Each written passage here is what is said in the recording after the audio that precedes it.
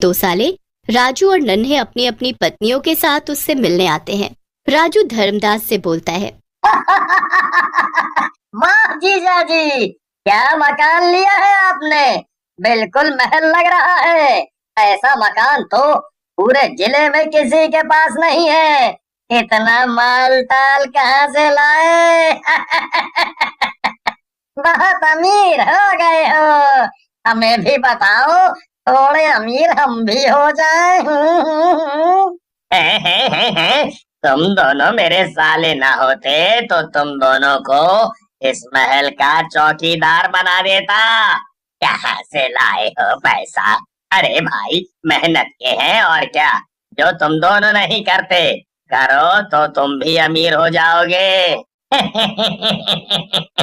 तेरी ये गलती है कि तू इस कंगाल खानदान में पैदा हुआ और इस जोकर राजू का भाई है, समझा। सुनकर परेशान हो गई हूँ।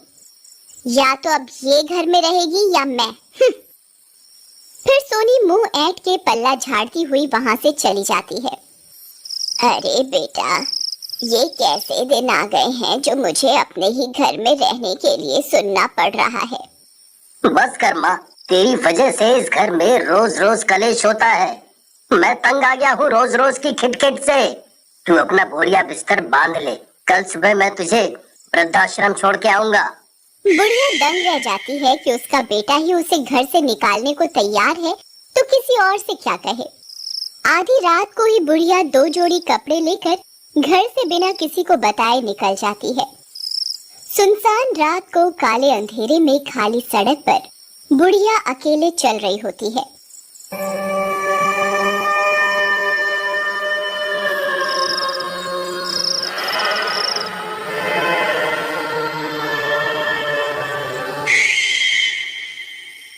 तभी सामने से एक गाड़ी आती है।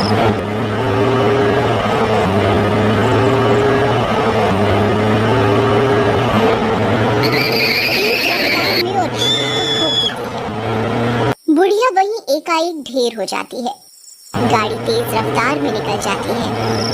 अकाल मृत्यु के कारण बुढ़िया एक चुड़ैल का रूप ले लेती है।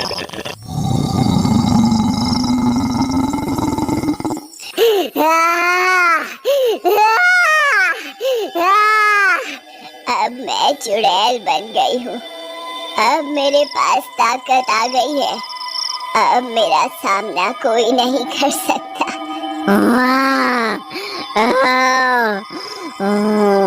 चलो चलते हैं अपने घर वापस।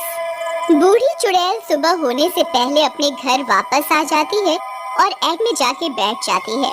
वहीं बैठकर अपने बेटे बहू के उठने का इंतजार करने लगती है।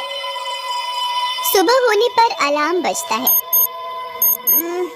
अजी अलार्म बंद करो, आज मैं थोड़ा लेट उठूंगी आराम से। वैसे भी रोज रोज के ड्रामे से मेरा सर दुखने लगता है। अरे भाग्यवान, उठ जाओ, आज मैं माँ को वृद्धाश्रम छोड़ने जाने वाला हूँ। ये सुनते ही सोनी फटाफट उठकर बैठ जाती है। क्या सच? मैं अभी तुम्हारा टिफिन देती हूँ।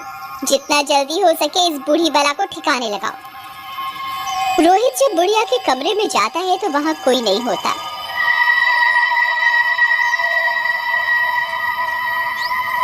कमरा खाली पाकर वो सोनी को बताता है, चलो अच्छा ही है, बुढ़िया खुद ही कहीं चली गई, हमारी टेंशन ही खत्म हो गई। अब कोई पूछेगा तो कह देना कि उनकी दिमागी हालत खराब थी, पता नहीं रात को कहीं निकल गई। हमारे ऊपर इल्जाम भी नहीं आएगा। दोनों पति पत्नी हंसने लगते हैं।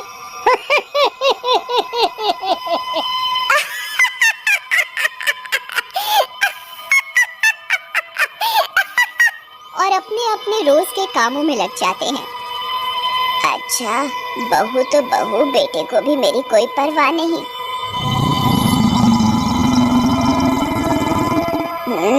इस बहू ने मेरे बेटे को भी अपने जैसा ही बना दिया। अब देख बहू रानी, कैसे मैं तेरी चुटिया खींचती हूँ। तूने बहुत परेशान किया है ना मुझे। देख अब तेरा जीना कैसे हराम करती हूँ। रोहित के के ऑफिस जाने के बाद सोनी छत की सफाई करने लगती है। बूढ़ी चुड़ैल भी उसके पीछे पीछे जाती है। सोनी झाड़ू मारने लगती है। चुड़ैल साफ जगह पर फिर से कूड़ा बिखेरने लगती है। अरे, ये कोना तो मैंने अभी साफ किया था। शायद भूल तो नहीं गई, क्योंकि साफ किया होता तो गंदा नहीं होता। चुड़ैल सोनी के पीछे खड़ी होती है।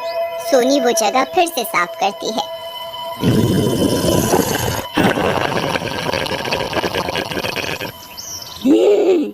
देखती हूँ आज तो कैसे साफ कर पाती है। चुड़ैल फिर से पीछे पीछे कचरा बिखेरने लगती है।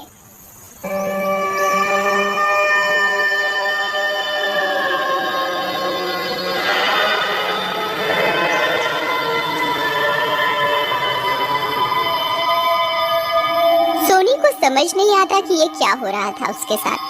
सोनी परेशान होकर थक कर नीचे जाने लगती है। तभी बूढ़ी चुड़ैल जीने पर पानी डाल देती है और सोनी धम धम करती हुई नीचे जा गिरती है। चुड़ैल हंसने लगती है।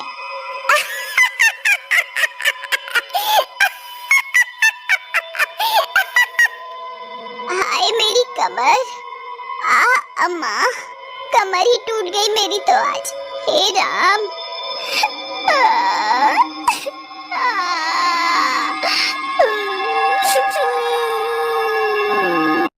सोनी अपनी कमर पकड़ती हुई खड़ी होती है और कमरे में जाने लगती है और बाम